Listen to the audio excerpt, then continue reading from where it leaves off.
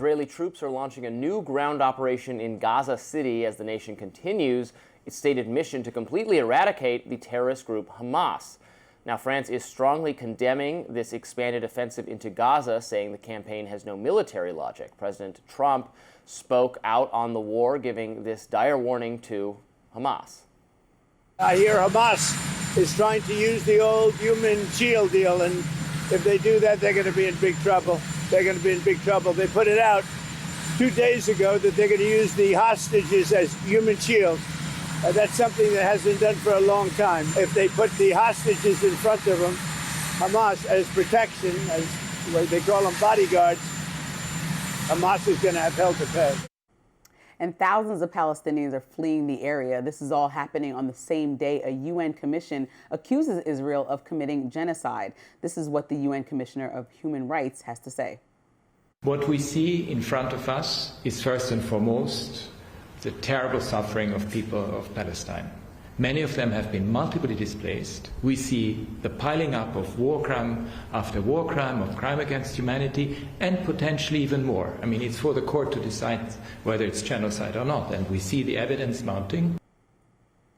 I think two things can be true at once. Like, yes, Hamas is guilty of terrible crimes and using its own citizens as shields, like we keep hearing, but Israel also is not absolved of all of the wrongdoings that have happened since then, when people say that they're violating international war and committing war crimes and starvation, a lot of things that we're having conversations about. And so I think now that we saw what happened in Qatar most recently, where they were attacking the place where the people were trying to come up with a peace deal, we're moving and inching even further and further away from that. And the part that bothers me the most is I read in the New York Times that some of the hostages' families are begging Netanyahu to please stop this offensive, because they know, and it can confirm, and it may be more, hopefully more, that at least 20 hostages are alive. And so if you are thinking that one of those people could possibly be your family member, wouldn't you say, please, if Hamas is using Palestinians as human shield, they possibly could be using my family member as well. Don't do this. You would think that comes into consideration now that Gaza City is pretty much obliterated from all the images that I've seen over the last 2 years. I mean, there's nothing left to pretty much take down. Everything is in shambles there. Right. The safety of the hostages should certainly be a consideration. I don't know that it's the paramount consideration for the government. It certainly does for the families. They have every right to advocate for any action to be taken to get their loved ones back. Maybe that's not the same motivation for the government, but my question is, what is this going to accomplish? They've killed thousands and thousands and thousands of people. They've killed tons of Hamas operatives. They killed the mastermind of the October 7th attacks.